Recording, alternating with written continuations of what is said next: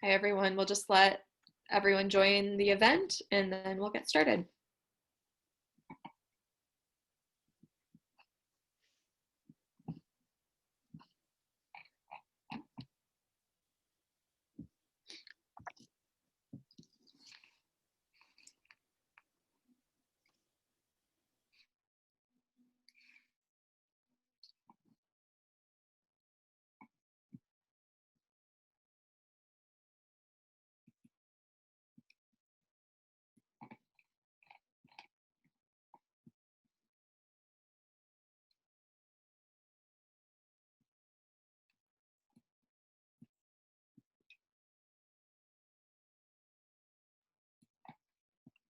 All right, we will let people trickle in to the event.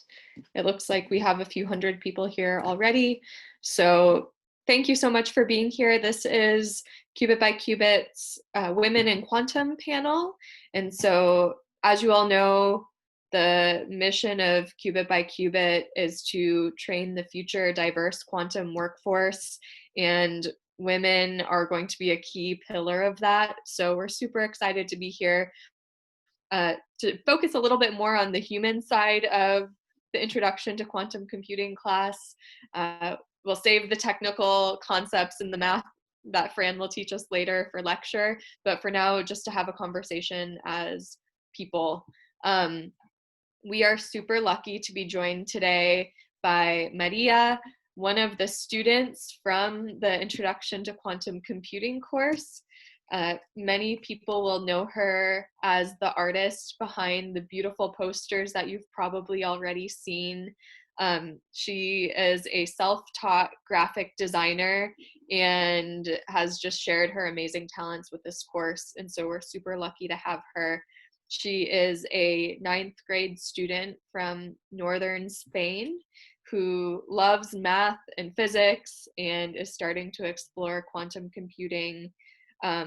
She's super curious, loves teaching herself new topics like neuroscience, and plays basketball for fun. So Maria will facilitate the conversation among our panelists. And with that, I will turn it away to Maria. Hello, everyone. We're going to introduce our amazing panelists. Thank you so much for being here. So if anyone wants to introduce yourself. I can start, and then I'll kick it over to my pal Fran. Hi, everyone. You probably know me already. My name is Kira Peltz. I'm the founder of the coding school and the executive director of Qubit by Qubit. I actually don't have any technical skills when it comes to quantum computing. I'm in the same category as all of you. I'm actually taking the course with all of you, so I can learn about this incredible field as well. Just so a little background and context on me, I grew up thinking I always wanted to go into politics and into policy making. I started actually when I was 14, interning for my congressman, and spent all 4 years of high school at my congressman's office.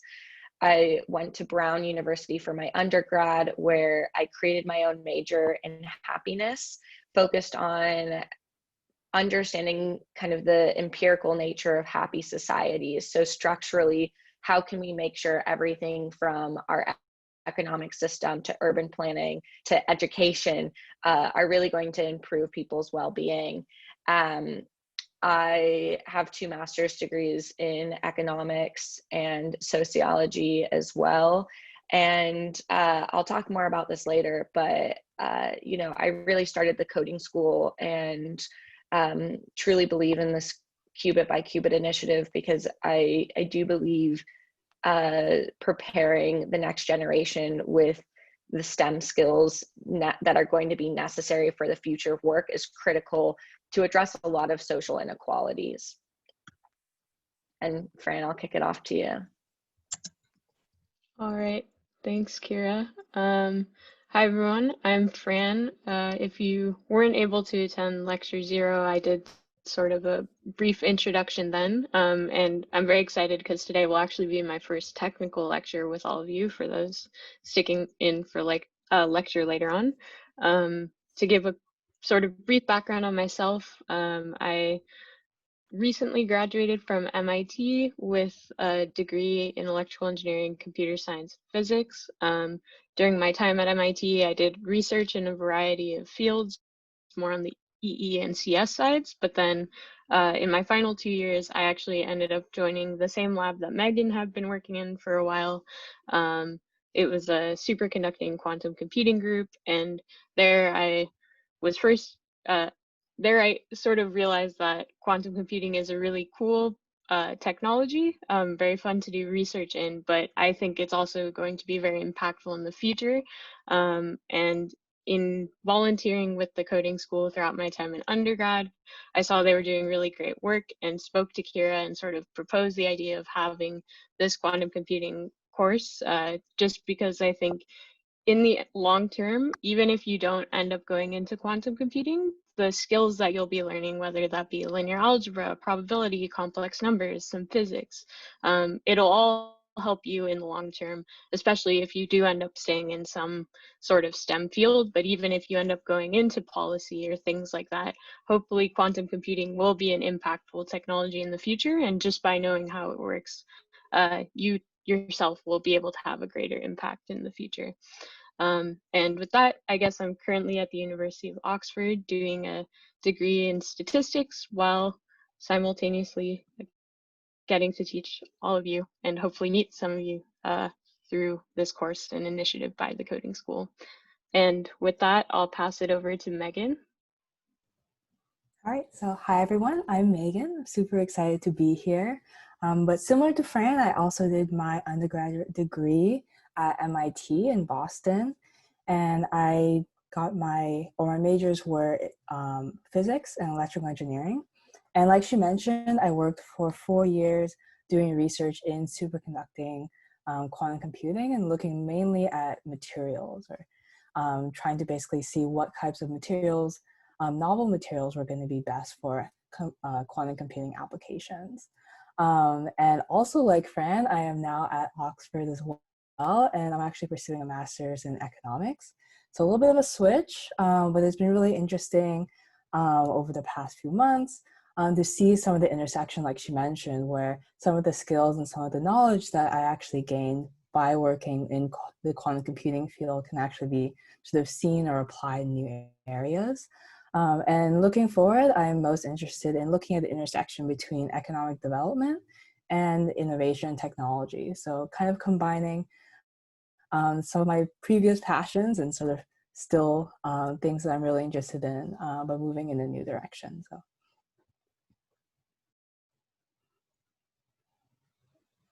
So for today, we have lots of questions. Some of them are similar questions, so we've compared them all and we put them together in a single question so that we don't not repeat similar questions. So let's get started. This question is from Fran and Miga, and the question said, why did you go through quantum computing, or why did you choose this field? Feel free to ask. Feel free to. Right, so I guess I can start off and then I'll pass it over to Megan. So I guess for me, when I was in high school, I was really into sort of science, engineering, but also very into art. I didn't really know what I wanted to do, and I ended up going to MIT, which I think set me more on a science engineering path. But I was definitely more on the computer science side. Like throughout high school, I loved programming, building robots, things like that. And I didn't have much of a physics background. And it was only when I got to MIT, I had a really great professor in my introductory physics courses who did a really cool job. Like when we were learning classical mechanics, he would take sort of 5-minute tangents in our class to explain all these wild topics like quantum tunneling. And I just thought that was super cool, and it got me interested in more of the physics side of things. And at the same time, my freshman year, I actually took an intro to quantum computing course during our winter term, which was being actually taught by the first time by this course is other instructor, Amir, at MIT, and that was really the first time I sort of heard about quantum computing, and I just thought it was super cool. I didn't really end up exploring it in much depth because, as I said, I did some sort of internships and research in other fields. Like I was working on ground communications at the NASA Jet Propulsion Lab for the Deep Space Network. I did some work on computer vision in the MIT Media Lab. I was working on sort of these sensors that could detect people through walls using Wi-Fi in the MIT CS Artificial Intelligence Lab. And while all of those were sort of really cool projects that I learned a lot working on, it was when I joined the quantum computing lab that I felt really the most excited, because you had this sort of problem that had the potential to be really impactful, potentially revolutionize computing, but I personally was very drawn to it because it was so interdisciplinary. In order to work on quantum computing, there are all these different aspects you can explore in physics, computer science, mathematics, mechanical engineering even. And as someone who doesn't like choosing a single thing to work on, I think I was attracted by this notion that this was a field that I could go into and in the long term explore many different facets of. And I guess that's actually being reflected by the fact that following my time here at Oxford, I plan to do a PhD in machine learning and quantum computation, which is a relatively new field and also very sort of interdisciplinary. So that's what got me into quantum computing, and that's what I'm sort of looking forward to working on in the future. Hopefully that answered the question, and I'll pass it to Megan. Yeah, sure. I can say a few words about why I ended up in quantum computing, so to speak. I think for me, it was I'd always been interested in physics. I think ever since I was young, I was very interested in sort of physics, and not necessarily only sort of like small scale quantum physics, but also astronomy. And for me, I think quantum computing and the sort of community, the research community surrounding quantum computing was just so interesting to me, because there was one that was very interdisciplinary, as Fran mentioned. And basically, to build a quantum computer, you have to take all these different ideas from physics and also from mathematics and computer science, and combine them with engineering, whether it's electrical engineering, whether it's we work a lot with sort of like thermal engineering and these concepts, and sort of working together with all these different aspects to create something new and create something innovative and novel.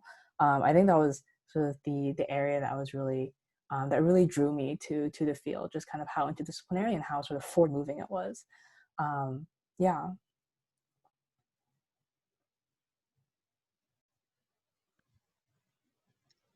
So this question is for Kira, and the question said, where and when did you get the idea of founding the coding school, and what were your obstacles of this initiative? Yeah, so I'll talk briefly about how I got into creating a technical nonprofit when I don't have any technical skills myself. You know, going to an Ivy League university, I thought all these doors were going to be open to me, simply because I was going to a really good school. And I quickly realized that without technical skills, I still had a lot of doors that were shut for me. And I wanted to make sure that other people didn't feel like doors were already closed. And so that's really why I started the coding school. Is I truly believe that regardless if an individual, like Fran said, wants to go into computer science or wants to go into quantum computing, specifically, that having these technical skills will always benefit you. It's something that no one can take away, and it can be applied to so many different fields. So for me, I don't see my role is trying to make sure that everyone goes into a tech or research position if they're learning quantum computing now. I want you to go into finance. I want you to go into healthcare. I, want you to go into biology. And I want you to take what you learn in these courses and improve those fields. I see technology as an incredible driver of change, not the end result. And so that's why I'm really passionate about this and why I'm so excited to have all of you here today.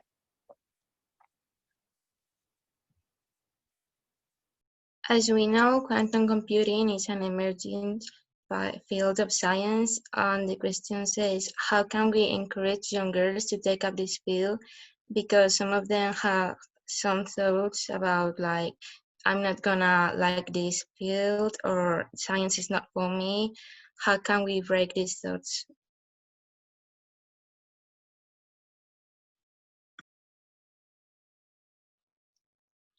I think that's a really, really good question, and um, one that I've dealt with a bit, and I think a lot of females in general deal with, especially going into male-dominated fields where you already feel coming into the field that you're a bit different because you look around and you see all of your classmates are of a different gender, and it can be a bit intimidating at times, right?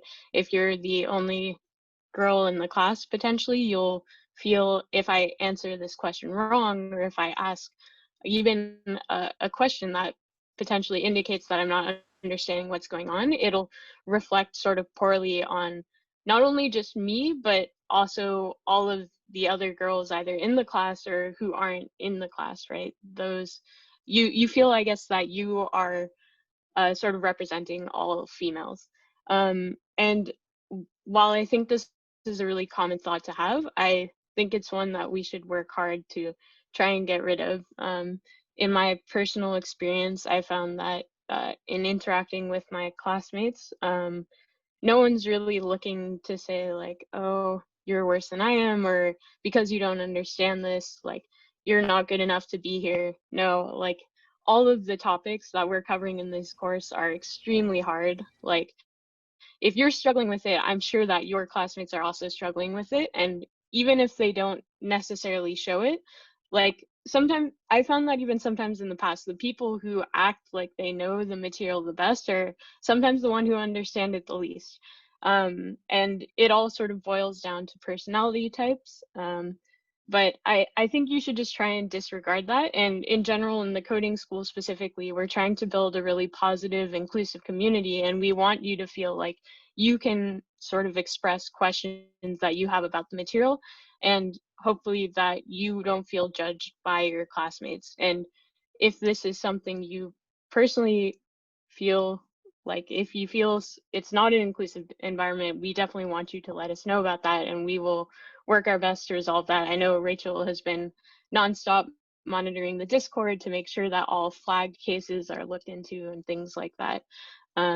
So I definitely think that the coding school so far has been doing a really great job of trying to foster this inclusive environment, which I hope makes all of you feel confident that you do belong here, and more generally, you can approach STEM. I think one other point that Kira frequently likes to point out, something we actually noticed when we offered a quantum computing summer camp this past summer, was that a lot of students really appreciated the fact when we had a panel of faculty speakers, the fact that they said that even though they are the top experts in this field, most of the time they don't know what's going on. We're right now at sort of the brink of human understanding in this field. So there will be times in the class where you might actually ask a question and Amir, I, or even any faculty on our advisory board panel, they won't have a clear solution for you. And I think that's sort of something really exciting. When I was in high school, I thought like, okay, we've all been working on these science fields for a long time. Everything has a right or wrong solution. But when you start getting into research, it becomes a lot less clear because you yourself have to be discovering these new aspects of science, physics, computer science, math, whatever it may be. And so hopefully that won't be too intimidating for you. It might be intimidating in the beginning, but over the course of this class, hopefully you'll begin to sort of grapple with the idea that not everything is known, and it's okay to not have a solution. What matters is trying to work towards a solution. And I don't know if Kira or Megan might have something to add on top of that. I can just jump in quickly. I think something, since I do study sociology and looking at how structures impact our individual, abilities and willingness to do things, something we've even noticed in this class is a lot of women not necessarily raising their hands or asking questions at the same rate as their male peers are. I think there are just tiny things that we all want to do and make sure that the women in this course feel empowered to really, that they're okay failing and that they're okay getting things wrong. I think there's generally an idea in especially the STEM fields, as Fran mentioned, like there's this fear of failing or of getting the answer wrong and looking stupid. And something that I think is really exciting about quantum computing is the fact, as Fran mentioned, a lot of answers just aren't already there. And so we have the opportunity where there's no right or wrong answer because there's no answer yet. You could actually be coming up with what the answer is. So I think that is really important going forward. I would love for students on this call to take away is that we want to make sure that you actually feel like you can stand up for yourself, because as Fran mentioned, and if you take anything away, is like no one has answers in this field. It's so exciting that you could be at the forefront of this. And it just takes, like, the first time someone proposed that superposition exists, like I can't imagine how many people shut it down. But that's the thing about quantum computing and quantum mechanics, is things that seem insane or so far out there are actually right spot on. So you get to use your creativity and your thoughtfulness to really develop incredible ideas and thoughts around that. So I would just encourage everyone to become more comfortable with uncertainty and be okay with not knowing all the answers, or being afraid about not knowing something, or standing up for yourself and being like, I don't understand this still. That's how you're going to learn the most in this field.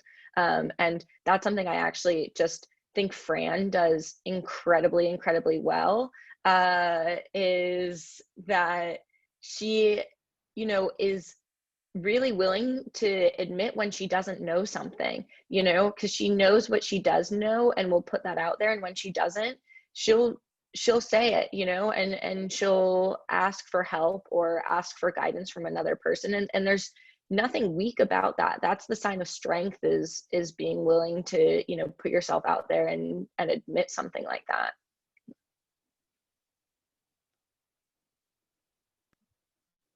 So we're talking about male-dominated fields. So have you ever felt that your opinion is discounted in male-dominated fields or groups? And if so, how do you make yourself heard?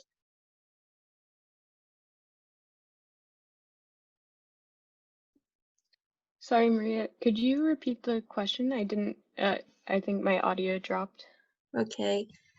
Have you ever felt that your opinion is discounted in male-dominated fields or groups? And if so, how do you make yourself heard?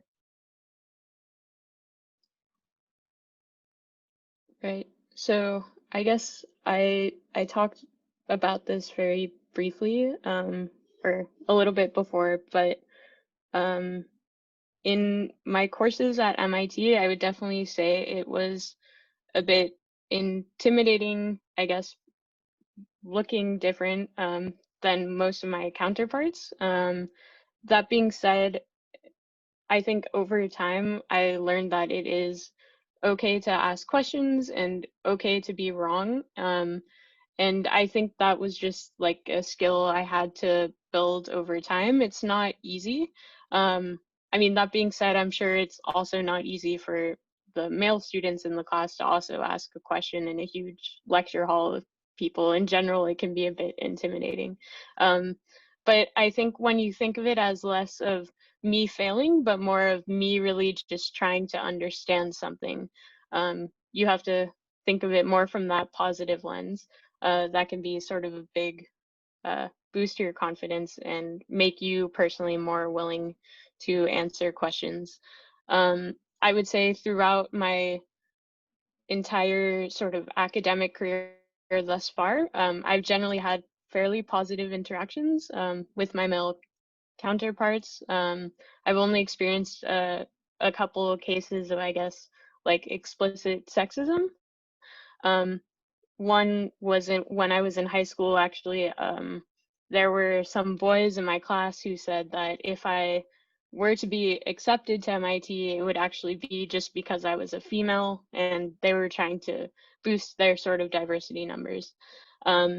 That for me was like a very pivotal sort of point in my life where I realized that I guess because you are a woman, you can be targeted for being different. But I think rather than letting it affect me sort of negatively, I sort of let it fuel my own fires and like make me want to show to them, no, I'm not like a diversity case. I do deserve to be here.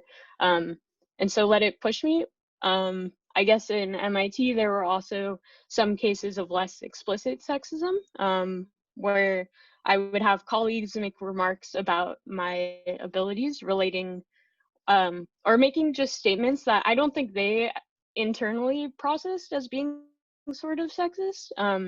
But they would say things like, oh, because you're a girl, you shouldn't be the one with the hammer. I should be the one like sort of building things. And so what I found is that by sort of telling them, you shouldn't say this, like this doesn't make for a good environment, I think they recognize that they in fact were being sexist. And I think it's important, if you do feel like someone else is not being nice to you or is not treating you the way you deserve to be treated, and calling them out, because sometimes I think they're not totally aware of it, and that's sort of a way you can yourself make a more inclusive, diverse environment. Yeah, I guess don't I'll know, just, Megan. yeah, I'll add on. I think because I will just say that like I think my sort of approach to problems and questions is very different from Fran. In that like I'm not really the type of person who asks questions or even wants to ask questions in lecture. But what I think I've found is that, you know, there's no reason why how you approach new information, how you learn, how you engage with new information, and then formulate questions. For me, it's usually like later on, a day or even a week after. That really has no bearing on your ability to understand or to learn and then sort of produce new ideas. And for me, I think the process has been long and it's continuing, but it's sort of slowly recognizing that there is space for you no matter how you learn. So that's the first part. And second, that you're not alone in the way that you sort of exist and are. Whether that is sort of imposter syndrome, you're not the only one who feels that way. And I think that for me, recognizing that was very comforting, that like, you know, there are other people like me, or not even sort of with my experiences or with my background, that feel this way. And that really prompted me to think about exactly why I was feeling it, and then examine whether or not it was sort of based on valid or true experience or sort of true facts about my abilities.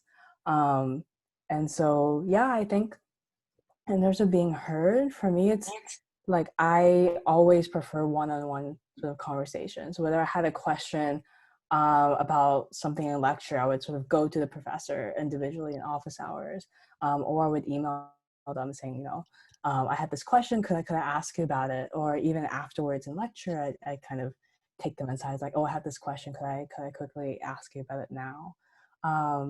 And I think that while it's not sort of the standard way in which to engage conversation, or sorry, engage with questions, like I think it's been really helpful for me to kind of be more comfortable accepting sort of my own place, my value in that place, and then my ability to kind of understand new ideas and then produce new ideas in areas that I do have passion for and believe that I sort of belong in. Thanks, Megan. I'm going to jump in just really quickly. We are so lucky to be joined by a special guest from the Qubit by Qubit Advisory Board.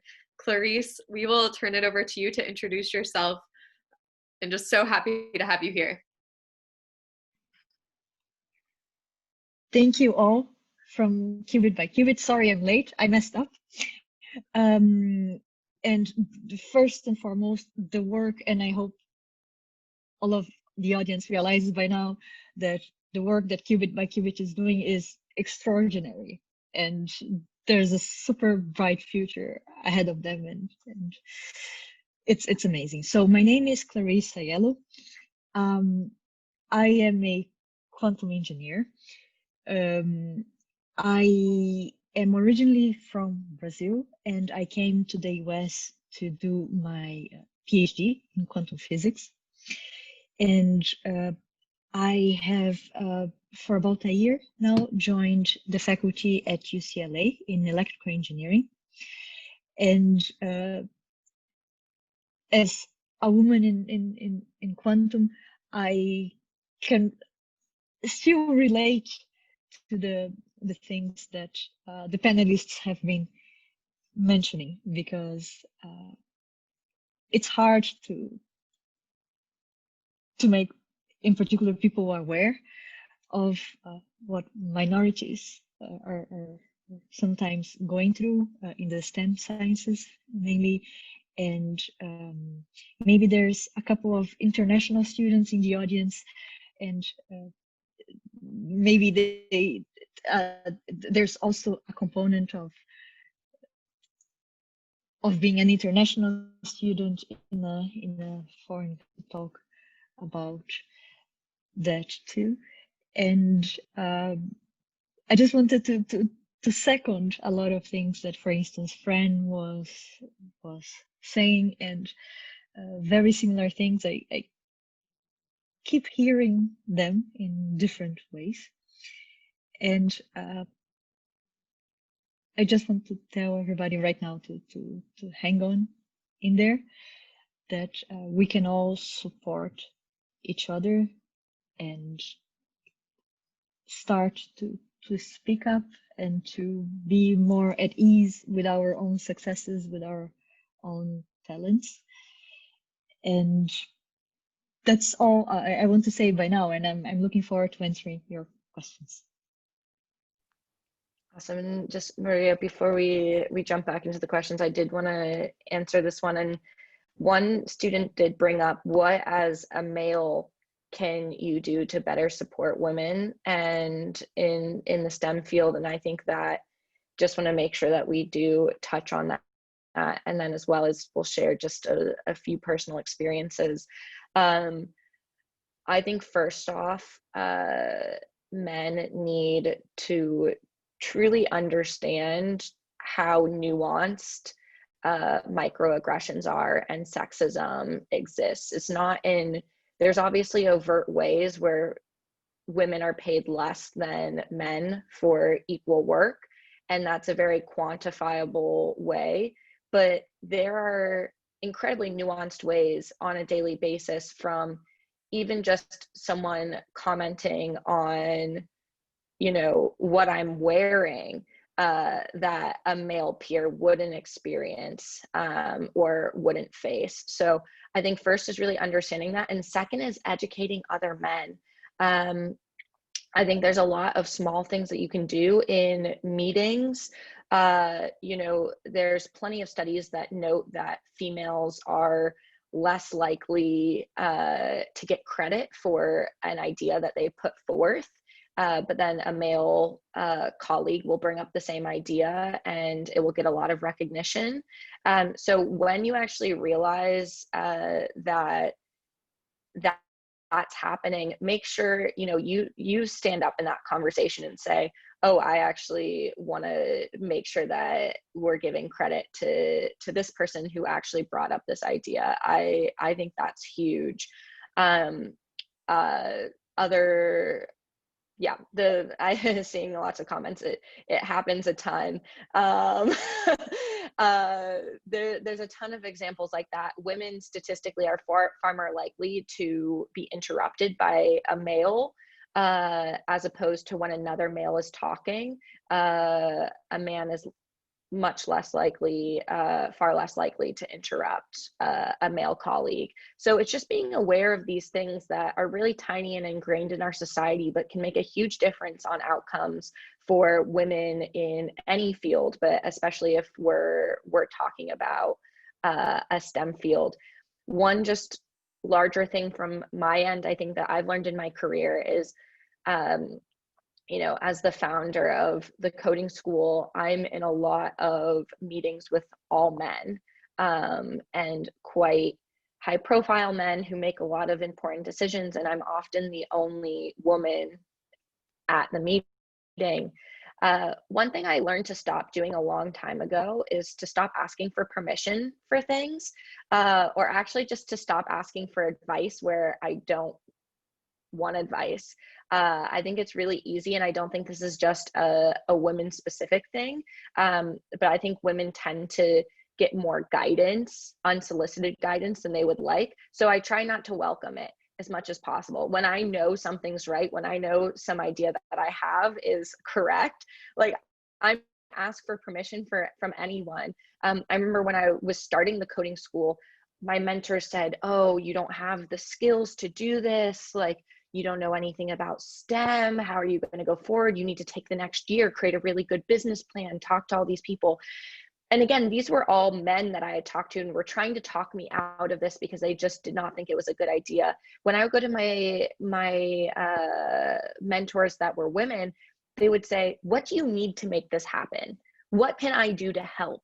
And I think that's something that's so different. My male mentors are incredibly supportive of me, but they were telling me all the reasons why this couldn't work. And so that's definitely something that you know, I've tried to really work on, is making sure that I stick to what I know is true and right and what I'm capable of, and I push that out there. And if someone's going to tell me, like, surround yourself with people that are going to tell you why you should do something, not why you shouldn't. I think that's the bottom line. And that's advice that's taken a long time for me to get to, but definitely as someone in this space is, I think, incredibly important to kind of push forward. Can I just unmute myself like this and Yeah. jump in? Because all that you said is awesome, and I wanted to jump back in because I have another thing for our for example, the men that want to help women be empowered. First of all, I just want to say that this thing about ideas that you don't get recognition for, I had it, for instance, yesterday, right? Someone said, told a group of people that the idea was given by a man, but it was not, it was by myself. And I'm learning to actually raise my hand and say, with all due respect, this idea was mine. And that's maybe something that women, you might try to get out of your comfort zone and start doing in a very respectful way. Something that actually gets to me a lot is that sometimes when women are praised, they are praised in a way that is different from my men colleagues. For instance, when people want to tell good things about myself, about my research, they usually call me energetic and enthusiastic, whereas my men colleagues would get adjectives like competent, visionary, brilliant. So to everyone there, I would just ask you to, next time you're going to say something nice about a woman and or a woman's work, that they make sure that they describe her with words that you would use with men colleagues. And I think that that's important. That is a big distinction, and yeah, that's what I wanted to say. I'll mute myself again. Some students ask about college stuff, and they ask what should be their next step to go through quantum computing if they want their career, and what are the best places to start to look for the first job in this field.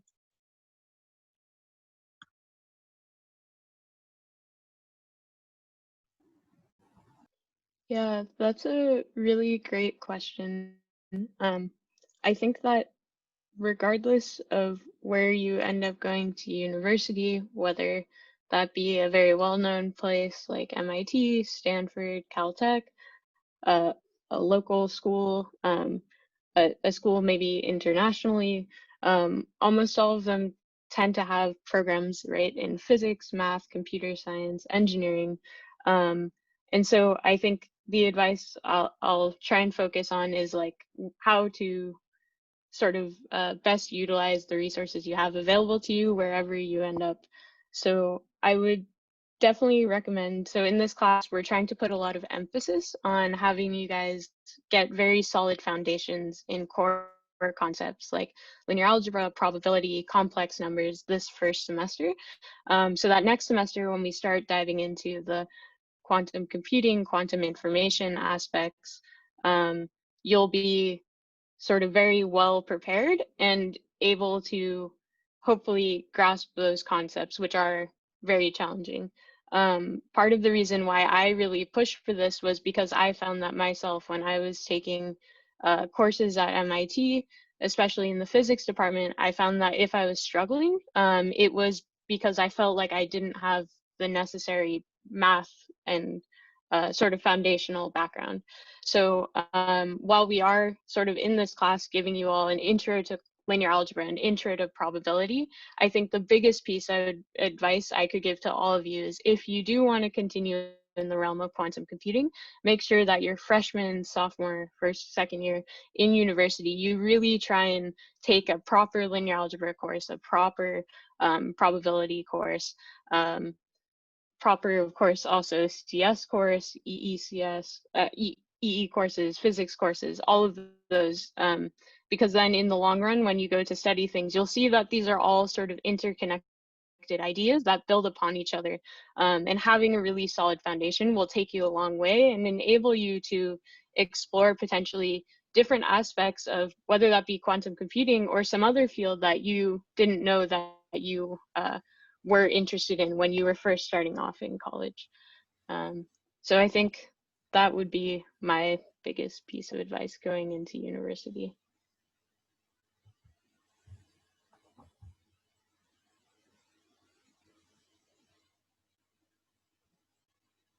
Is there any further comments about it? I think that was really well said.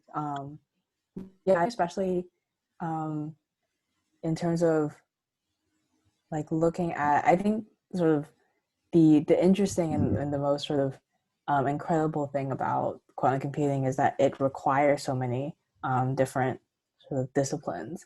And so getting exposure to that is super useful. And then also, if there's some aspect that you're really interested in, be that sort of like quantum physics, or maybe you're interested in like materials, you can always, if you're really interested in sort of quantum computing as a sort of general field, there's ways to sort of tap into that.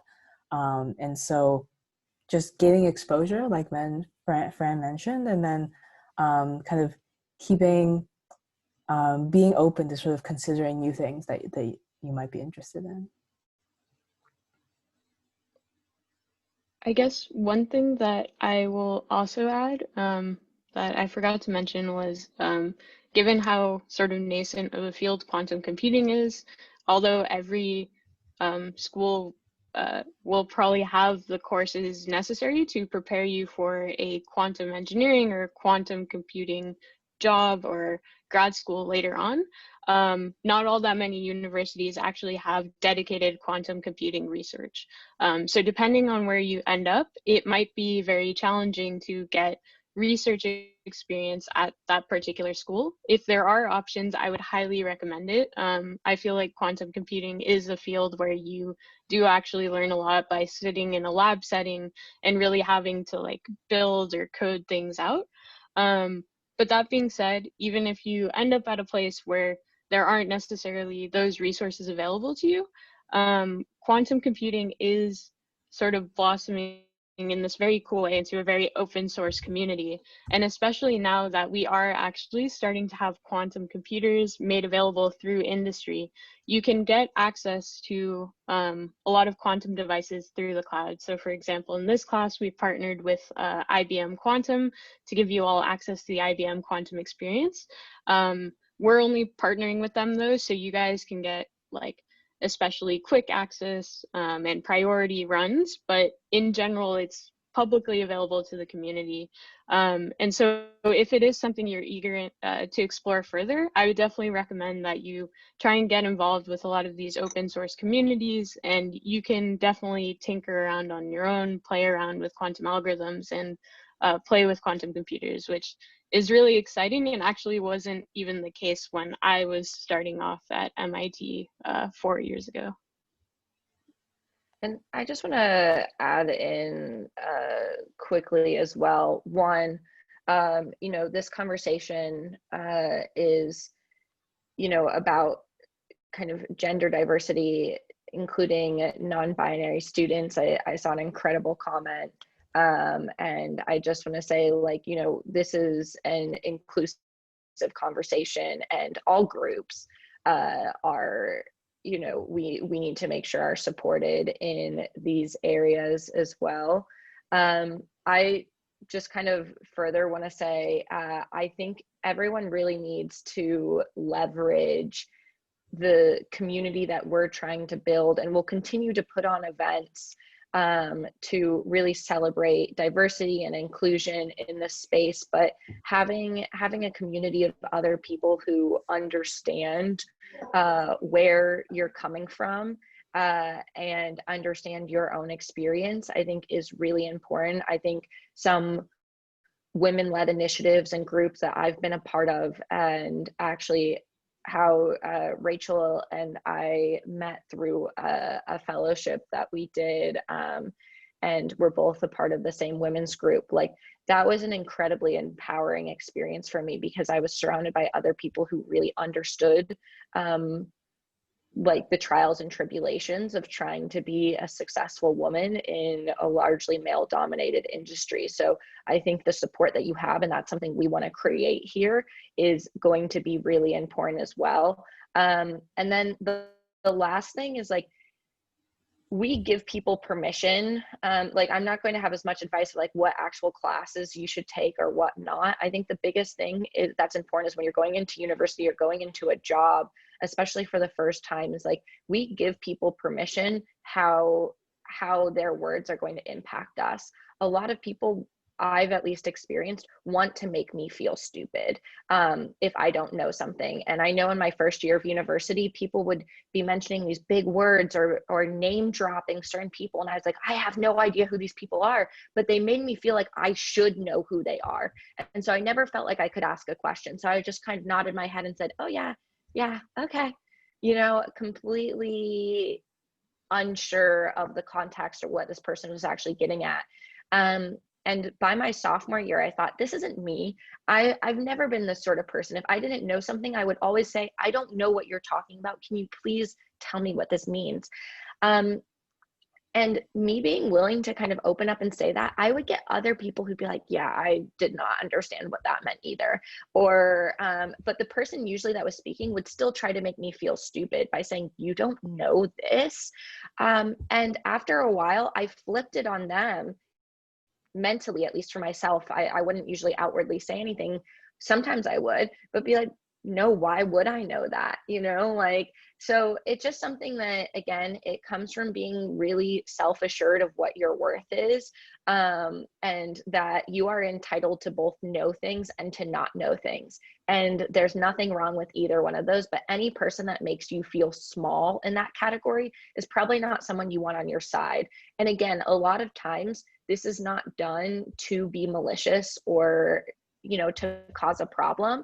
But it's something that we all need to be considerate of. And, you know, while other people need to change and not make us feel small, we also need to make sure that we don't let ourselves feel small. And so I would really encourage all of you to really utilize, you know, the communities that we hope to set up to make sure that when you feel a certain way, you can talk about it with your community and you feel safe. And if people have ideas for that, you know, we are all ears, and definitely will continue to do things throughout this course and beyond to like cultivate these communities and make everyone feel included here. But I'm just, yeah, I think really leaning on your community is important to feel empowered. We can't do this alone.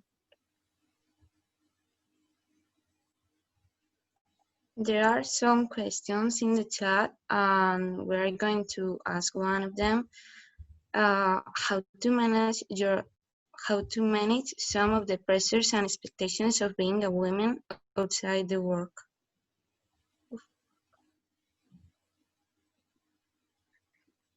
So just to build on that, there was a question about expectations for not going into a long degree program, because in some cultures and communities there are gendered expectations around family planning, or just some of these pressures of like, how do you embark on a challenging career while also some of the other expectations. I just want to build off of this as well. Just a private question that I got that I would love to pose to the panelists is like, which I think is absolutely incredible, that, you know, as women, there are certain traits that we're expected to have, just like certain obligations, but we're expected to be empathetic and we're expecting to, you know, be more caring. And often if we're assertive or kind of challenge gender norms and roles, there can be a backlash. So, you know, building off of, you know, kind of how you manage different responsibilities, also how do you manage kind of these norms that are imposed on you and kind of fight back on them. So instead of being bossy, you're just competent, you know, like we would typically be labeled.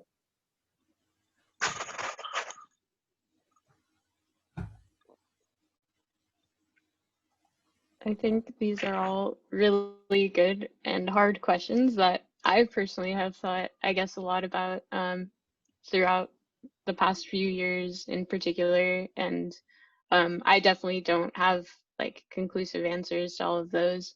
I guess one thing that I will state with regard to sort of careers and gender, I think overall, so I guess I should preface this by saying that I'm a very academic person, so I'm very interested in going academia, so I know less about things sort of on the industry side, and maybe someone else can chime in with more experience there. But I was fortunate enough to grow up in an academic household, and actually my mom was doing her PhD actually when she had both me and my younger sister. So she was sort of an exemplary case of someone who had children while going through the PhD, which is definitely not an easy feat. And she made the personal choice once she finished her PhD to become a stay-at-home mom and conduct research from home. And I personally like really respect her decision in that. And now that my sister and I are older, she's back into lecturing and doing all of that sort of stuff. For me personally, I think that since I do want to go into academia long term, I have had to put some consideration into the notion of things like having children and how that fits in with a potentially academic sort of life plan, because it is very hard, for example, to pursue things like tenure, as I'm sure Clarice is probably going through herself. And that being said, though, I think society is generally becoming more progressive in this regard, and there's a lot of changes, like even things my mom has told me, like, for example, things like having nursing rooms in universities readily available, and trying to do things like integrate maternity leave into tenure track. So I think society is generally trying to make it more viable for women to pursue a career and have children at the same time. It ultimately ends up being a very personal choice for you, how you want to go in that regard. But I think while you're still at this young age and while you can be learning and doing what you can, I think you should sort of strive to do the best you can, set out with an ambition, and if that changes down the line, that's okay. But if you're doing something you really enjoy, it won't matter in the long term. And maybe Clarice has better pointers in that since she's a bit further in her own career. So I have some comments. And the first, the only thing that I would strongly recommend is that at some point, whenever it happens and that you find a life partner, make sure that this person supports you in your plans and things like this. I think from there, you can go anywhere if that's your choice, right? But I think that a life partner should be supportive or of whatever it is that you choose as a path, and I think that can make a big difference. And I wanted to say something about the caring part in general, right? First of all, because you're a woman, you do not need to be more caring than the level of cariness that you want to have. Yes, it's expected. No, it's expected that say women teachers they be more lenient with homework, due dates or something, and this is all a reflection of it's all pressure that comes from the outside, which exists, right? And again, while I think caring about people and caring about students is important, right now in the academic world, there is still not about a value placed on caring, and I think it's up to us to change that into the future. For instance, there are women in male-dominated fields who actually, well, they're going to be labeled bossy in any case, right? But there are women who mimic men's behavior in order to be better accepted, and in the sense that they might even not help other women, right? They might say something like, well, I made it myself, so why might I help this other woman navigate? So those type of people exist. Stay away from them. And this said, if you are concerned about being bossy, if you're concerned about the way that people are looking at you, it's probably because you're already more aware than the average. So I wouldn't care too much about how people look at you. Yeah, I like, be assertive, do what you have to do to get yourself heard, and try your best. Again, I think Kara mentioned this, right? If don't take to heart a comment from someone whom you wouldn't get advice from, and it's okay, right? And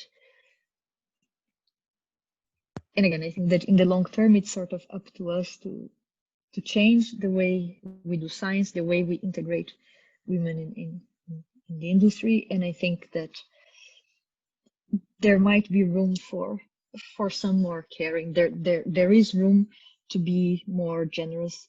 And right now, the quantum industry, like academia in general, they're not very. There's not a lot of incentives to be generous. So maybe if there's a lot of people being generous, maybe we can change this somehow. But yes, be bossy, be assertive, and it's okay.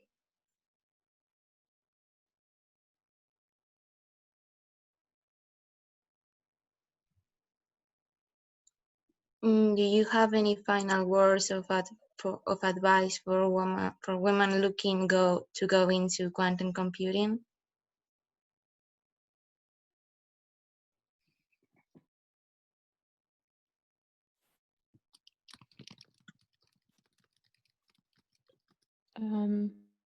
I guess I can just, in conclusion, I mean, I'm gonna get to interact with all of you guys throughout the course of the year. This is just probably the first time many of you will be seeing me, but I look forward to working with you all in the future. I will say that at times it can be tough being in quantum computing. It can be even tougher being a woman in quantum computing, but just note that we're all in this together. There's a lot of people experiencing the same thing as you. So definitely don't let it discourage you. Try your hardest and make sure you're having fun. Like, I think at the end of the day, we're trying our best to make it fun. As you'll see, I've tried to spice up some of the slides with memes. I see some of you are using your creative talents like media to make fun posters that summarize the content. The Discord has just been blowing up with all of these really awesome communities, people talking about quantum computing in all these different contexts, sharing YouTube videos, papers. I think that's really exciting. And there's a lot of great things happening. So just, I think, try and keep it up over the course of the year. I know now is also harder than ever, dealing with the whole virtual environment. So make sure to try and get connected with your peers, and sort of as Kira advised, like if you can form small study groups and try and connect with some of your female counterparts and work together, I think that'll make an even better experience. But I really do hope you guys enjoy the class, take a lot out of it. And yeah, see yourself in the future as being someone who can do quantum computing if that's the path you want to take. And one quick thing, Fran, you're awesome. So I just wanted to say, and do not go through this alone, right? As Fran said, we're all here. Go after your peers, go after people you like to interact with, and find your support network.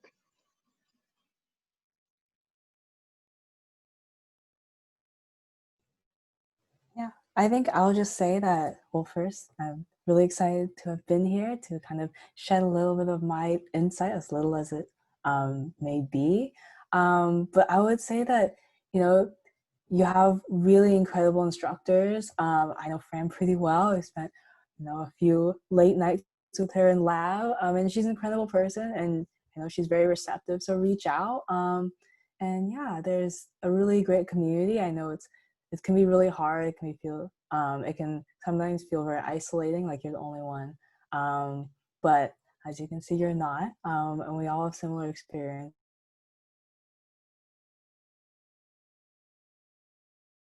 Yeah, and I'll just add in and say that, again, I think everyone's spoken what I would say, but we want to keep on supporting you. So we'll continue to have events throughout the year. We're going to have a diversity and quantum conference that, will be more intersectional and make sure we're touching on different aspects, not just, gender diversity. But we want to be here for you. We want to make sure that you all feel supported. So, any way that we can do that and that you would be interested in, we're here to also support. And I'm just so excited for you all to be on this journey with us. I wish this was something that I had when I was younger. It will continue to open so many doors for all of you. So even when you have imposter syndrome or you feel like you're not good enough to continue with this course or continue down this field, like, I hope you'll remember the words that everyone on this panel has spoken, and like really believe in yourself, because we believe in you. That's why you were chosen to be here. So thank you all so much. All right, I hope everyone has chills and feels inspired and wants to go conquer the world. We are just gonna wrap up with a quick photo. We want to share this community with other people. We know that visibility is really, really important to progress. And so we're gonna get a photo of everybody here today. So if you're comfortable, we will put it on social media. So if you want to change your name, so it's just your first name, or yeah, fix up your hair, make yourself look nice, and turn on your camera, and I will grab a few quick screenshots. All right. Are we doing the thumbs up, Rachel, or how are we going about it? Thumbs up? I see some hearts, I see some thumbs up. Anything that is appropriate. You do what makes you feel empowered. All right, I'll take a few. 1, 2, 3. I'll go to the second screen so we get everyone from around the world. 1, 2, 3. Oh my gosh, this is awesome. This is what the future of quantum computing looks like. One last one. Everyone's fixing their hair. I love it. 1, 2, 3. All right. We are sorry for the typo in the email. There is about 50 minutes to lecture. So we will wrap this up and see everybody in 50 minutes to have an incredible first lecture from Fran. Thank you so much for being here. Yeah. Thanks, everyone, and thanks to all the panelists. Thank you. Thanks.